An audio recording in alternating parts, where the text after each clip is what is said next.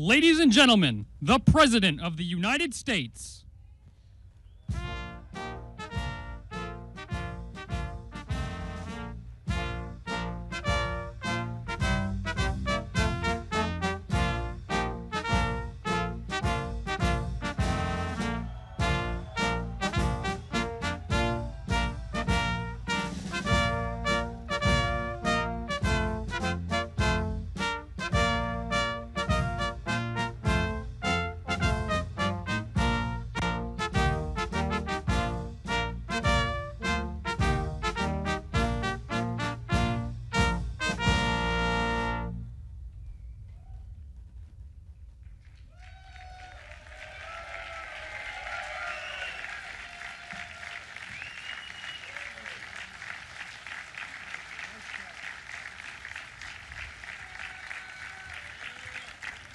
Thank you very much.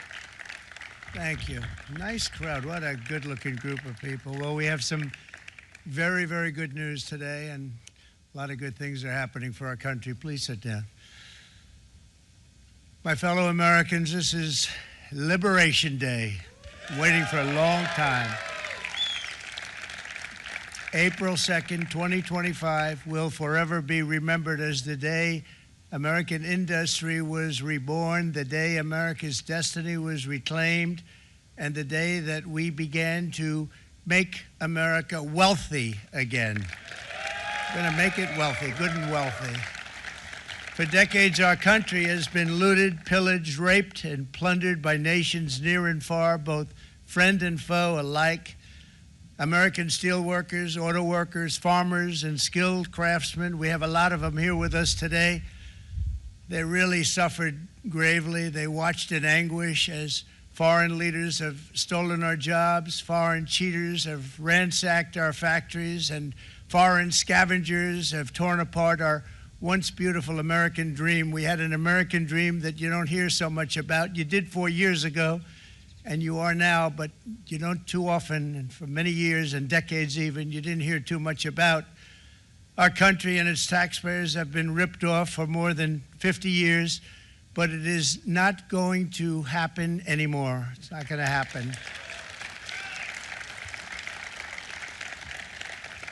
In a few moments, I will sign a historic executive order instituting reciprocal tariffs on countries throughout the world. Reciprocal, that means they do it to us and we do it to them. Very simple. Can't get any simpler than that. This is one of the most important days, in my opinion, in American history.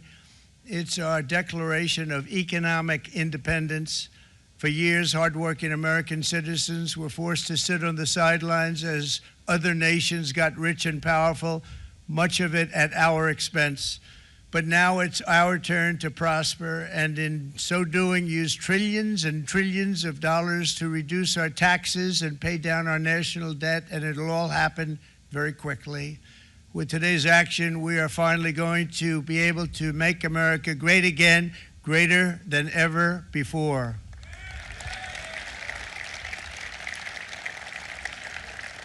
Jobs and factories will come roaring back into our country, and you see it happening already. We will supercharge our domestic industrial base. We will pry open foreign markets and break down foreign trade barriers. And ultimately, more production at home will mean stronger competition and lower prices for consumers. This will be indeed the golden age of America. It's coming back. We're going to come back very strongly. We're pleased to be joined on this momentous occasion by Vice President J.D. Vance. J.D., thank you. Thank you. Thank you very much. Where are you, J.D.? No, that wasn't too hard to find. I was looking, you know, he likes to take a low-key attitude, so usually we sit right in front. He's gaining a lot of confidence, Mike, isn't he? And nearly my entire cabinet is here, as well as Speaker Mike Johnson, who's done an amazing job. And with the great success we had last night in Florida, we have a majority of 7, and 7's like a lot when we had it at 1, right? You've done a fantastic job, and many of the members of the House and Senate are with us. Senators, congressmen, thank you all for being with us. We appreciate it.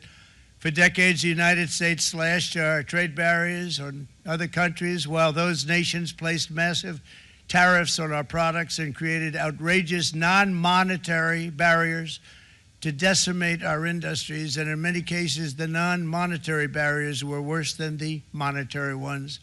They manipulated their currencies, subsidized their exports, stole our intellectual property, imposed exorbitant VAT taxes to disadvantage our products, adopted unfair rules and technical standards, and created filthy pollution havens. They were absolutely filthy, but they always came to us and they said, we're violating, we should pay for it.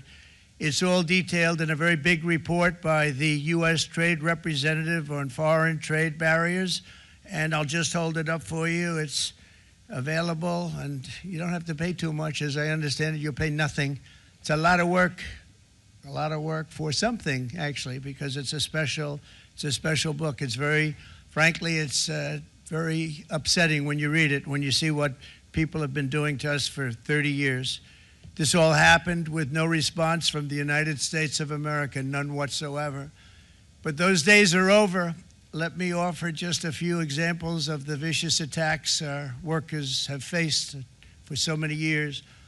The United States charges other countries only a 2.4 tariff on motorcycles. Meanwhile, Thailand and others are charging much higher prices, like 60%. India charges 70%. Vietnam charges 75%, and others are even higher than that. Likewise, until today, the United States has for decades charged a 2.5 tariff. Think of that, 2.5% on foreign-made automobiles. The European Union charges us more than 10% tariffs, and they have 20% VATs, much, much higher.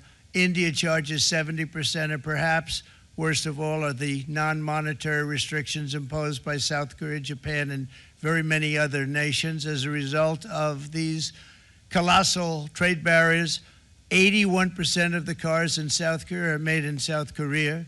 94% of the cars in Japan are made in Japan. Toyota sells 1 million foreign-made automobiles into the United States, and General Motors sells almost none. Ford sells very little. None of our companies are allowed to go into other countries. And I say that, friend and foe, and in many cases, the friend is worse than the foe in terms of trade. But such horrendous imbalances have devastated our industrial base and put our national security at risk. I don't blame these other countries at all for this calamity. I blame former presidents and past leaders who weren't doing their job. They let it happen, and they let it happen to an extent that nobody can even believe. That's why, effective at midnight, we will impose a 25% tariff on all foreign-made automobiles.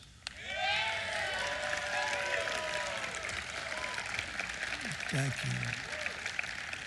Brian, I'd like to have you come up here for a second, okay? I just see him sitting. He's been a fan of ours, and he understands this business a lot better than the economists, a lot better than anybody. Brian, say a few words, please, would you? Thank you, Mr. Thank you. President. It's a great honor to have you. Thanks. Thank you, Mr. President. I grew up just north of Detroit, Michigan, in Macomb County, known as the home of the Reagan Democrats. My first vote for president was for Ronald Reagan. I thought that was going to be the best president I ever saw in my lifetime until Donald J. Trump came along. I have watched my entire life, I have watched plant after plant after plant in Detroit and in the metro Detroit area close. There are now plants sitting idle. There are now plants that are underutilized, and Donald Trump's policies are going to bring product back into those underutilized plants. There's going to be new investment. There's going to be new plants built. And the UAW members, and I brought 20 of them with me, they're sitting right over here. We support Donald Trump's policies on tariffs 100%. So, Mr. President, we can't thank you enough. And in 6 months or a year, we're going to begin to see the benefits. I can't wait to see what's happening 3 or 4 years down the road. Thank you, Mr. President. Thank you so much. Thank you. What a great guy. He got it right from the beginning. He got it before almost anybody else. This group over there, they got it too. And, you know, we won the state of Michigan. We won almost all of them. But we won Michigan by a lot, and I want to just thank you all. The auto workers were fantastic. The Teamsters were fantastic. Everyone was pretty good, I will tell you. Thank you very much. I appreciate it. You're going to be very happy very soon, and you probably see what's happening with all of the, not only car companies, but car companies in particular. You see it with all of the ones they're moving, they're announcing day in, day out. You're seeing it. Nobody's ever seen anything like that. With today's actions, we're also standing up for our great farmers and ranchers who are brutalized by nations all over the world. Brutalized. Canada, by the way, imposes a 250 to 300% tariff on many of our dairy products. They do the first can of milk. They do the first little carton of milk at a very low price, but after that it gets bad, and then it gets up to 275, 300%. So when they're figuring what's Canada charging, they say, oh, about 2%, 3%. But take a look at what happens down the road. When you look a little bit, it's not a pretty picture, and we don't like it, and it's not fair. It's not fair to our farmers. It's not fair to our country. And with countries like Canada, you know, we subsidize a lot of countries and keep them going and keep them in business. In the case of Mexico, it's $300 billion a year. In the case of Canada, it's close to $200 billion a year. And I say, why are we doing this? Why are we doing this? I mean, at what point do we say, you got to work for yourselves, and you got to, this is why we have the big deficits. This is why we have that amount of debt that's been placed on our heads over the last number of years, and we're really not taking it anymore. Through non-tariff barriers, the European Union bans imports of most American poultry. You understand? They say, we want to send you our cars, we want to send you everything, but we're not going to take anything that you have. Australia bans, and they're wonderful people and wonderful everything, but they ban American beef, yet we imported $3 billion of Australian beef from them just last year alone. They won't take any of our beef. They don't want it because they don't want it to affect their farmers. And you know what? I don't blame them, but we're doing the same thing right now, starting about midnight tonight, I would say. And China charges American rice farmers an overquota, it's called, a tariff rate of 65%. South Korea charges 50%. Actually, they charge different, from 50% to 513%. And Japan, our friend, charges us 700%. But that's because they don't want us selling rice and other things. Who can blame them, Madam Secretary? Agriculture, great job you did on eggs, by the way. The egg prices came down 50%. You got them down 50% once we got involved. They were going through the sky. The egg prices, they were going through the sky, and you did a fantastic job. Now we have lots of eggs, and they're much cheaper, down about 59% now, and they're going down further.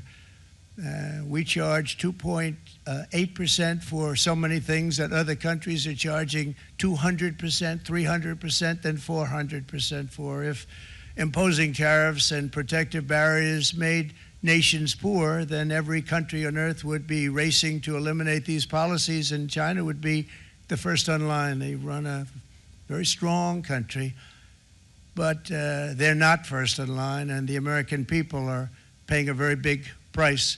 From 1789 to 1913, we were a tariff-backed nation, and the United States was proportionately the wealthiest it has ever been. So wealthy, in fact, that in the 1880s, they established a commission to decide what they were going to do with the vast sums of money they were collecting. We were collecting so much money so fast, we didn't know what to do with it. Isn't that a nice problem to have? What do you think, Marco? Good problem? Marco would love that problem. But we don't have that problem anymore, but we're not going to have it very much longer, I will tell you. But they collected so much money, they actually formed a commission to determine what they were going to do with the money, who they were going to give it to, and how much. Then in 1913, for reasons unknown to mankind, they established the income tax so that citizens, rather than foreign countries, would start paying the money necessary to run our government. Then in 1929, it all came to a very abrupt end with the Great Depression, and it would have never happened if they had stayed with the tariff policy. It would have been a much different story. They tried to bring back tariffs to save our country, but it was gone. It was gone. It was too late. Nothing could have been done. It took years and years to get out of that depression, far longer than even FDR had that office right over there for a long period of time. The ramp system, that's rather intricate, was built because of him, and every time you walk up, you think of him, and he did a great job in many ways, but it lasted long beyond his terms, as you know. But it's not too late any longer, and we're going to start being smart, and we're going to start being very wealthy again. We're going to be wealthy as a country because they've taken so much of our wealth away from us. We're not going to let that happen. We truly can be very wealthy. We can be so much wealthier than any country. It's not even believable, but we're getting smart. Nearly a century later, in the face of unrelenting economic warfare, the United States can no longer continue with a policy of unilateral economic surrender. We cannot pay the deficits of Canada, Mexico, and so many other countries. We used to do it. We can't do it anymore. We take care of countries all over the world. We pay for their military. We pay for everything they have to pay, and then when you want to cut back a little bit, they get upset that you're not taking care of them any longer. But we have to take care of our people, and we're going to take care of our people first, and I'm sorry to say that.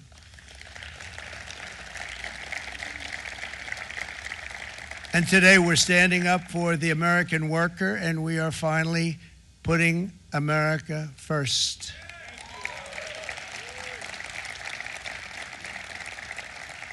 In sleepy Joe Biden's last year in office, the United States hemorrhaged 100,000 manufacturing jobs, and the number was going through the roof at levels never seen before. And our trade deficit reached a record $1.2 trillion, which is unheard of. Since the beginning of NAFTA, the worst trade deal ever made, it was a horror show. I was able to determine it. They all said you'd never be able to get it out. We had to get approval from Congress to get it terminated. We had to live with that deal. It was the worst trade deal ever made by far. But since the very beginning of NAFTA, our country lost 90,000 factories. Think of what that is, 90,000. Think about putting a map up and putting tax on it. You wouldn't have enough room. 90,000. I said, is that possible? We had it checked 4 different times, and it was actually somewhat higher than that. And 5 million manufacturing jobs were lost while racking up trade deficits of $19 trillion. That was the worst trade deal ever made. As a result of these gigantic losses, foreign nations now own $26 trillion more of American assets than think of this, than the Americans own of their own foreign assets or other foreign assets. The United States can no longer produce enough antibiotics to treat our sick. We have a tremendous problem. We have to go to foreign countries to treat our sick. If anything ever happened from a war standpoint, we wouldn't be able to do it. We import virtually all of our computers, phones, televisions, and electronics. We used to dominate the field, and now we import it all from different countries. A single shipyard in China now produces more ships every year than all of the American shipyards combined. Think of that. And it was a business that we used to dominate. We used to dominate it totally. In short, chronic trade deficits are no longer merely an economic problem. They're a national emergency that threatens our security and our very way of life. It's a very great threat to our country. And for these reasons, starting tomorrow, the United States will implement reciprocal tariffs on other nations. It's been a long time since we even thought of that. We used to think about it a lot. We didn't think about it for many decades, and you see what's happened.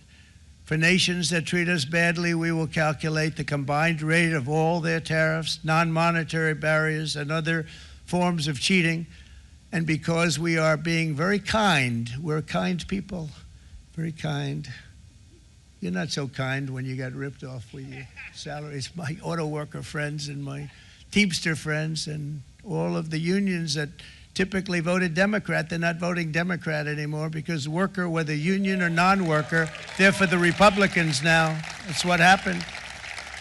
But we will charge them approximately half of what they are and have been charging us. So The tariffs will be not a full reciprocal. I could have done that, yes, but it would have been tough for a lot of countries. We didn't want to do that. I'd like to see the chart if you have it. Could you bring it up, Howard? This is our great Secretary of Commerce, Howard Lutnick. Thanks, Howard. So if you look at that, China, first row, China, 67%. That's tariffs charged to the USA, including currency manipulation and trade barriers. So 67%, I think you can, for the most part, see it. Those with good eyes, with bad eyes. We didn't want to bring, it's very windy out here. We didn't want to bring out the big charts because it had no chance of standing. Fortunately, we came armed with a little smaller chart. So it's 67%, so we're going to be charging a discounted reciprocal tariff of 34%. I think, in other words, they charge us, we charge them less, so how can anybody be upset? They will be, because we never charge anybody anything, but now we're going to charge.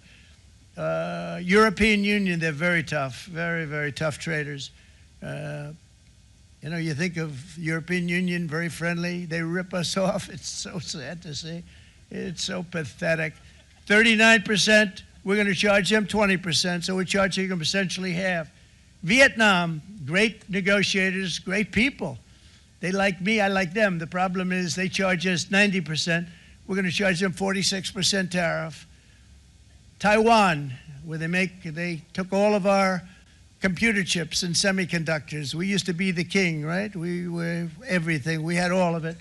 Now we have almost none of it, except the biggest company is coming in. We're going to end up with almost 40%. Lee Zeldin's working to get their approvals. And it's an amazing company. Mr. Wei, of one of the great companies of the world, actually. They're coming in from Taiwan, and they're going to build one of the biggest plants in the world, maybe the biggest for that. But 64%, we're going to charge them 32%. Japan, very, very tough, great people. And again, I don't blame the people for doing it. I think they're very smart in doing it. I blame the people that sat right in that Oval Office, right over there, right behind the Resolute desk or whichever desk they chose. Japan, 46%. They would charge us 46%, and much higher for certain items like cars, you know, little items like cars. 46%, we're charging them 24%. India, very, very tough, very, very tough. The Prime Minister just left, and he's a great friend of mine, but I said, you're a friend of mine, but you're not treating us right. They charge us 52%. You have to understand, we charge them almost nothing for years and years and decades, and it was only 7 years ago when I came in, we started with China charge. We took in hundreds of billions of dollars from China in tariffs, and they understood, honestly. President Xi understood. He said, look, I understand, and the other countries, and they all understand. We're going to have to go through a little tough love, maybe, but they all understand. They're ripping us off, and they understood it. Prime Minister of Japan, Shinzo Abe. He was a fantastic man. He was unfortunately taken from us, assassination. But I went to him and I said, Shinzo, we have to do something. A trade is not fair. And he said, I know that, I know that. And he was a great gentleman. He was a fantastic man, but he understood immediately what I was talking about. I said, Shinzo, we have to do something. He said, I know that. And we worked out a deal, and it would have been a much better deal, but frankly, there were many years left in the deal that was made previous to my getting there, but it was something. If you look at Switzerland, 61% to 31%. Indonesia, Malaysia, Cambodia. Oh, look at Cambodia, 97%. We're going to bring it down to 49%. They made a fortune with the United States of America. United Kingdom, 10%, and we'll go 10%. So we'll do the same thing.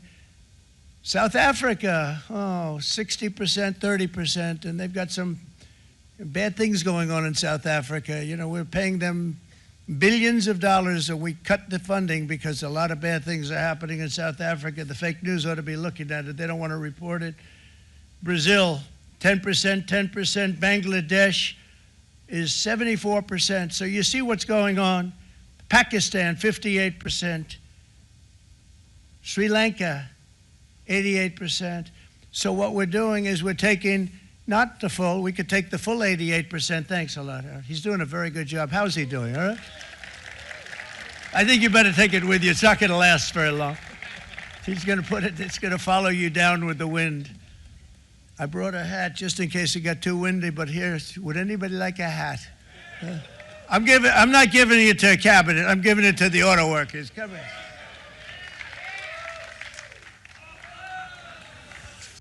Thank you, fellas. Get it. That's it. That's it. They deserve it more than our cabinet.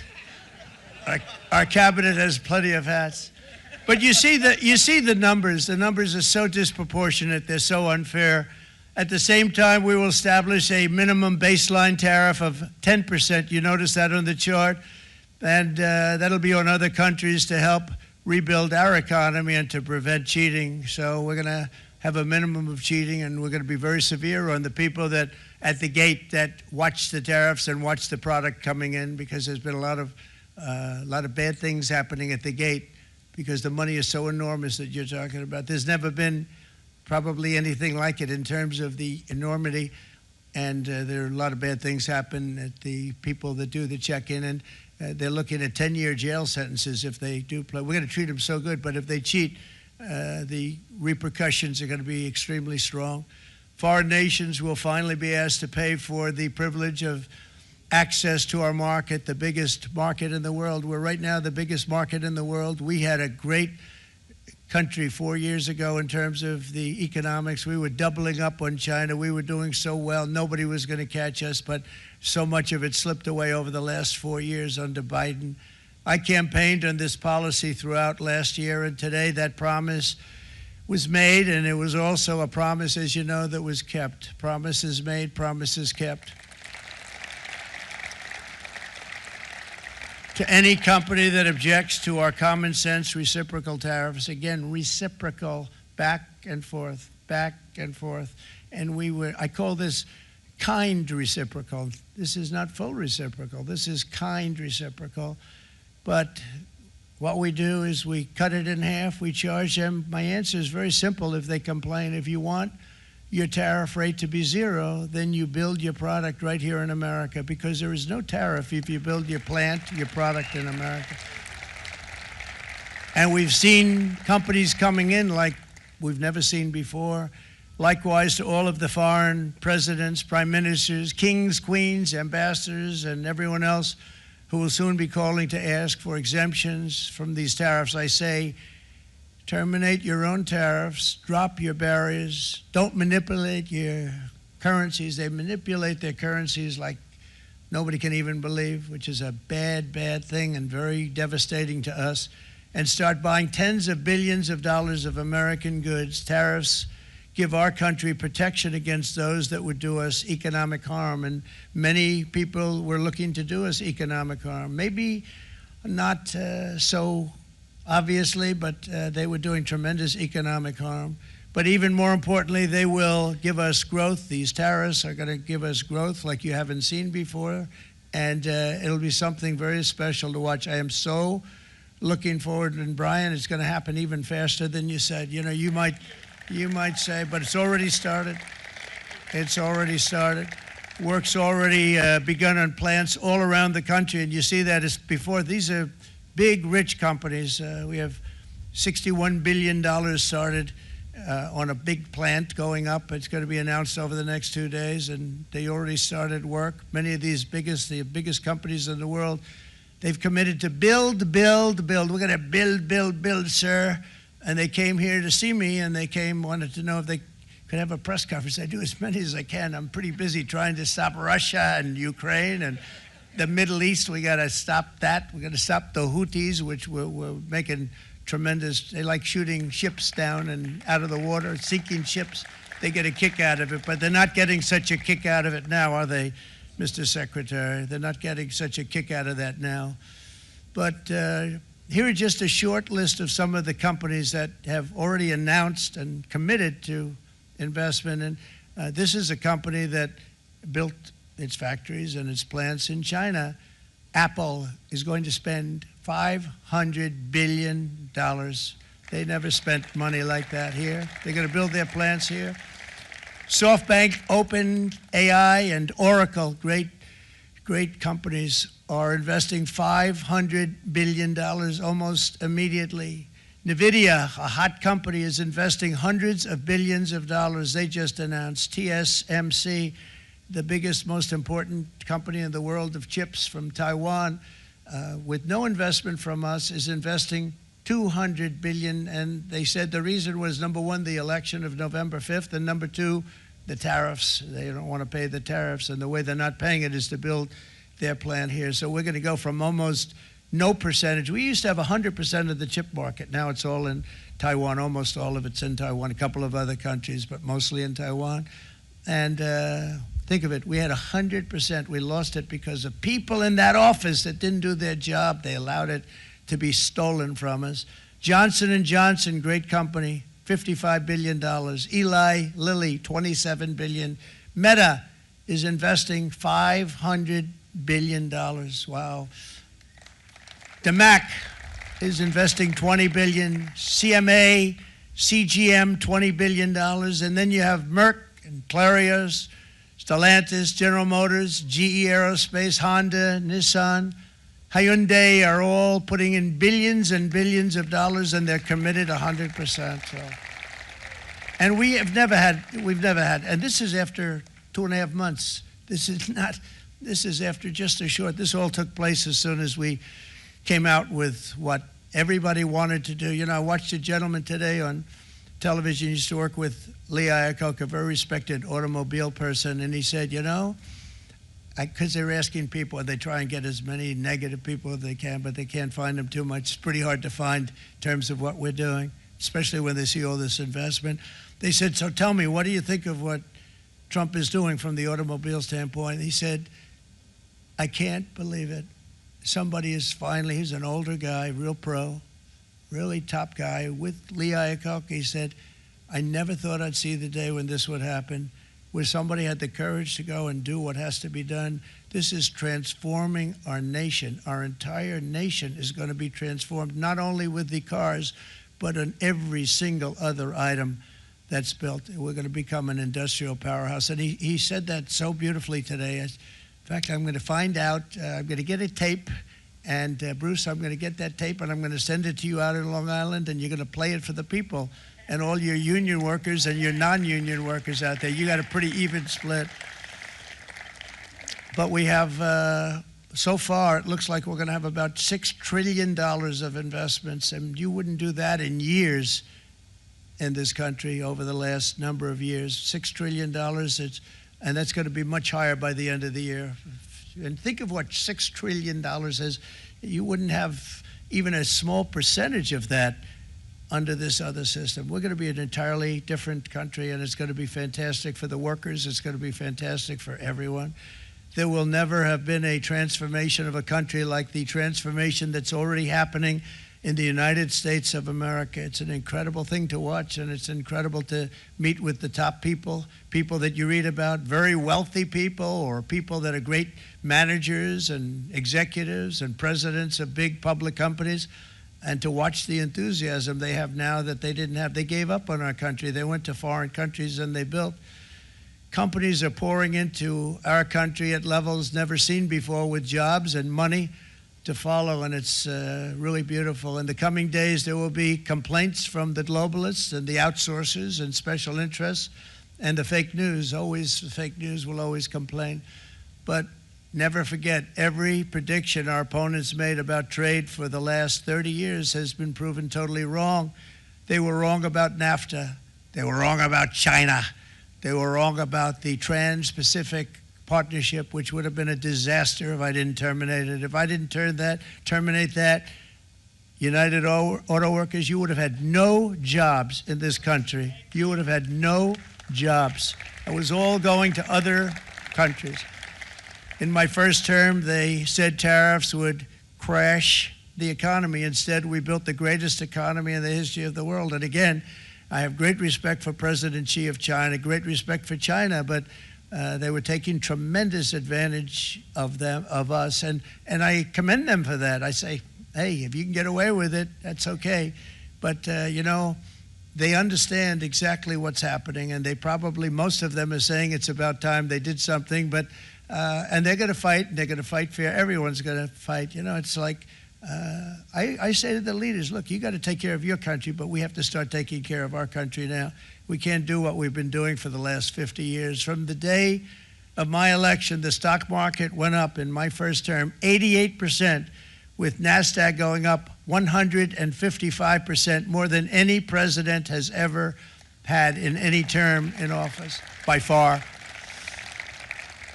And I think we're going to blow that away. And maybe the numbers won't show, but I think they're going to show much better than even those numbers. But what you're going to see is you're going to see activity, that empty, dead sites, factories that are falling down. Those factories will be knocked down, and they're going to have brand new factories built in their place. They're not only talking about renovating, they're talking about brand new, the best anywhere in the world, the biggest anywhere in the world. I have a friend who builds car plants, and I said, I want to see the biggest and the best. He said, well, we have to go to Mexico. I said, no, I want to see it in the United States. He said, we're not building them in there. This is a year and a half ago during the campaign. He said, we're not building it. You'd have to go to Mexico. When I was starting to decide to run, and I went to #1 in the polls very rapidly, I want to say, like let's say in the first hour, and then shortly thereafter, it looked like I was going to win, and the fake news was saying, "Oh no, don't do this." What they don't know is if I didn't win, they would have really been in trouble, because nobody wants to read them anyway. But I tell you what, when it looked like I was going to win, I announced that I was going to be doing exactly what we're talking about today. Great consistency, actually, because I've been talking about it for 40 years, but because I saw what was happening 40 years ago. If you look at my old speeches when I was young, very handsome, my old speeches, and that people would say, I'd be on a television show, I'd be talking about how we were being ripped off by these countries. I mean, nothing changes very much. The only thing that changed were the countries, but nothing really changes. But it's why it's such an honor. It's such an honor to be finally able to do this. If you look at China, I took in hundreds of billions of dollars in my term, hundreds of billions. They never paid 10 cents to any other president, and yet they paid hundreds of billions, so much so that Biden couldn't do anything. They wanted to try and terminate it because he had a very special relationship with China. You know what the relationship was? He had a special relationship. But the numbers were so big, that they couldn't do it. So they did ease it up. They did things that they shouldn't have done. They made it a lot more comfortable for them, but they couldn't do it because the numbers were hundreds of billions of dollars, and I did that. And we were on our way to doing something like incredible.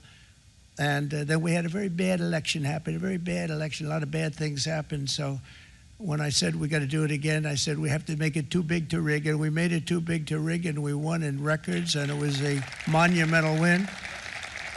And it was such an honor to see so many of you, like Brian and your friends, here with us to celebrate, and to more importantly celebrate what we're doing, because that wouldn't be a full celebration if we didn't do this, because this will be an entirely different country in a short period of time.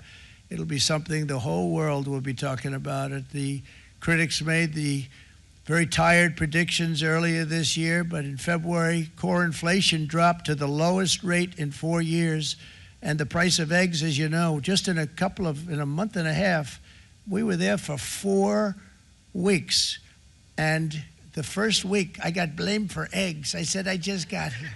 They said eggs have gone up at like 250%, and you can't get eggs, and they were going crazy. And I said, I just got here.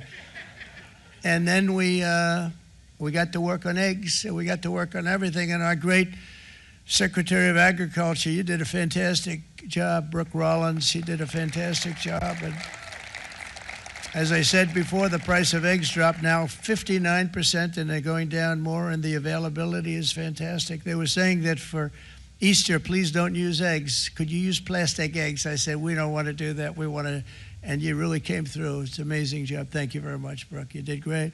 But likewise, an old-fashioned term that we use, groceries. I used it in the campaign. It's such an old-fashioned term, but a beautiful term, groceries. It sort of says a bag with different things in it. Groceries went through the roof. And I campaigned on that. I talked about the word groceries for a lot. And energy costs now are down, groceries are down, gasoline is way under $3, and people are beginning to be able to buy things and live again. We brought prices way down. We created 10,000 already in a few weeks, new manufacturing jobs, and it was that took place in 1 month, numbers that they haven't seen in a long time. We had virtually no inflation under my term. We had virtually no inflation for 4 years. But after transitioning over to Sleepy Joe, it went from almost non-existent to the highest in the history of our country. They had the highest inflation in the history of our country, brought up by energy and bad spending and bad policy, and a lot of bad things happened. How about allowing millions and millions and millions of people to pour into our country with open borders, where it's so sad to see even now. And I see our great secretary you have done. Stand up, please, Christy. Stand up. Christy Nome. And Tom Holman. These people are doing a great job, but gotten them out in records. We have problems with judges that don't want them to go out. They want Tren de Aragua, and they want MS-13, the most vicious gangs ever. Nobody's ever seen anything like it. Absolute killer gangs. They kill people. They don't even think about it. And we put them out, and we have judges now, radical left judges that they don't want them to go out. They want them to even be brought back. Let's bring them back. You've done a fantastic job, and please thank everybody. Homeland Security, thank everybody. Appreciate it. And we now have a border that's the best border that we've ever had, even better than it was my first term. My first term we did good, but this one we really specialized in. We've done really well. And we had records then. We had the best, safest border. 4 years ago, we had the best border there ever was. And now we have, you've actually matched it and done even better. And we're going to get it down the right way. And we want people, by the way, to come into our country, but we want to come in through a legal process. We want them to come in legally. We need more people. We need people to run these plants and to help the auto workers and the Teamsters and the non-union people and everybody else. But we need people and the farmers. And we're going to let people come in, but they want to come in. We want them to come in legally. They have to have the capability of loving our country, not people that hate our country. We don't want them in our country. And now we're going to pass the largest tax cuts in American history, and that's where we're relying on Mike and John Thune. And we will not cut Social Security, Medicare, or Medicaid benefits, and the Democrats will, because if they got in, the entire economy would collapse. This country was heading for a collapse under the people that you saw. They were horrible. I think one of the reasons people like the job, I have my highest approval ratings because I think they're comparing me to the worst administration in the history of our country, so I appreciate that at least. But Speaker of the House, Mike Johnson, and Senate Majority Leader, appreciate it, Mike. John Thune have been fantastic, by the way. But they've been working tirelessly on taking the next step to pass the plan for our one big, beautiful bill. I'd like to name it that if you can. One big, beautiful. I made that statement about 6 months ago, and everybody calls it one big, beautiful bill. And it will be that. It'll have everything, the big tax cuts and every incentive there is. And it'll be fantastic. And by the way, for the cars, we're asking for an interest deduction on a loan. So if you build the car, only in America we do it, Brian. If the car's not built in America, you don't get the interest rate deduction. But if you build the car in America, if you buy a car, if it's built in America, then you get an interest rate deduction, tax deduction, and that's a big thing. It's going to be a big thing. I think that's going to pay for itself very quickly, that deduction. Never happened. We've never had anything like that before. Somebody said, where do you get the idea? Because it's so basic. You would think that would have happened a long time ago. It never did, and I'm very happy it didn't, because now I can say that was my idea. But we're going to get us closer to the debt extension. We have to get the debt extension passed, and I know you're going to be able to do that, Mike, and it's very important that you do that. And all of the other things that the Senate budget plan gives us, along with working, because I know they're working together, John and Mike, and the two bills are going very well together. We need to get our shared priorities done, including certain permanent tax cuts. We want the tax cuts to be permanent, spending cuts, energy and historic investments in defense, border, and so much more. We're covering everything. These will be phenomenal. There'll be no bill like this going to straighten. One bill is going to straighten out our country for many, many years to come. And we said, let's just do it and let's get it done. And some guys will love it and some guys will like it a little bit less because they're not getting what they were exactly looking for, but they're getting a lot. They'll never, if we get this done, it'll be the most incredible bill ever passed in the history of our Congress and Senate and congressmen, the senators and the congressmen, many of whom are here today, will be very proud of themselves. I really believe that it's going to set us on a whole new prosperous path. We're going to cut spending and right-size the budget back to where it should be. We're going to do that very strongly. Thank you, Rick. Thank you. John, thank you. Oh, look at all of our senators over there. Oh, boy, that's a nice group of people. But I won't like them so much if they don't get this bill done. That's a great group, and Congressman, thank you very much. I appreciate it. Tremendous people. The Senate plan has my complete and total support, and the House plan likewise is very similar. They're moving along pretty much at the same clip, and as soon as you're ready, you'll show it to me, and I'm sure it'll have my support, Mike. Every Republican congressman and senator must unify. We have to unify. We can't be separated. We have to get it done. We have to get absolutely everything we can, and we have to take care of the American people. That's the only thing that matters. We have to take care of the American people first. We need to pass this bill immediately, get it done, including debt extension. From this day on, we're not going to let anyone tell us that American workers and families cannot have the future that they deserve. We're going to produce the cars and ships, chips, airplanes, minerals, and medicines that we need right here in America. The pharmaceutical companies are going to become roaring back. They're coming roaring back. They're all coming back to our country because if they don't, they got a big tax to pay. And if they do, I'll be very happy, and you're going to be very happy, and you're going to be very safe. We're going to build our future with American hands, with American heart, American steel, and we're going to build it with American pride like we used to. We're approaching our 100th day as president and have been given credit by a lot of people, actually, even some of the fake news. Can you believe it? Which in this case hopefully isn't fake, for having done more in that time than any other administration in the history of our country in the first 100 days. I think we've had an amazing, in terms of what we've done, what we've gotten accomplished. I'd like to see if we can get that war ended and another war from not starting in the Middle East. We have to get Russia. They're losing 2,000 on average, 2,500 people a day, young people, soldiers, Russian, think of that. 2,500 through some days, but on average, probably over about a 1 week period, it's 2,712, they say. They're losing those soldiers. They're dying. They're being decimated. And they're not from our country, but they're from other countries, but they're human beings. They're from Russia. They're from Ukraine in this period, most of them. And we're going to get it stopped. It's a senseless war that would have never happened if I was president, and it shouldn't be allowed to go on. And I think we're being given good cooperation by Russia and by Ukraine, but we have to get it stopped. It's humanity. It's humanity. It's a terrible thing. This will be a very big moment. I think you're going to remember today. It's going to be a free nation that we're dealing with. We're going to have a very free and beautiful nation.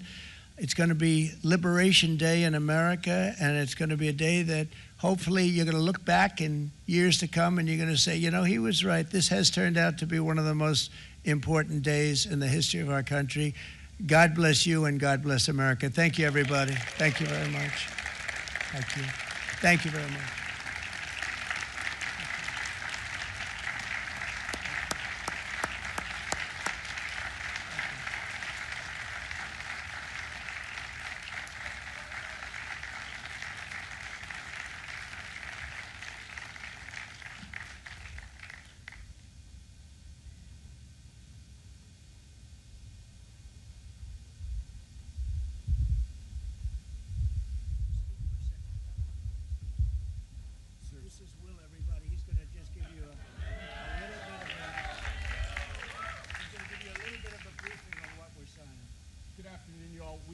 documents prepared for the president's signature today. One closes what's referred to as the de minimis loophole with respect to imports from the People's Republic of China.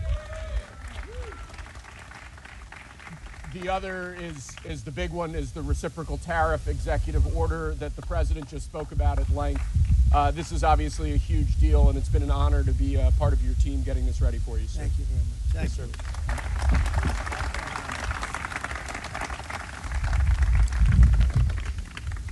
This is big stuff.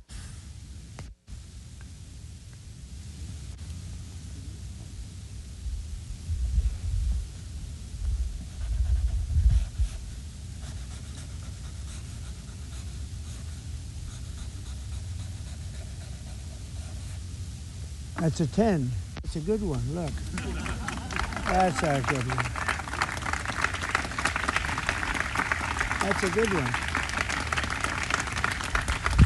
Thank you. Thank you, sir.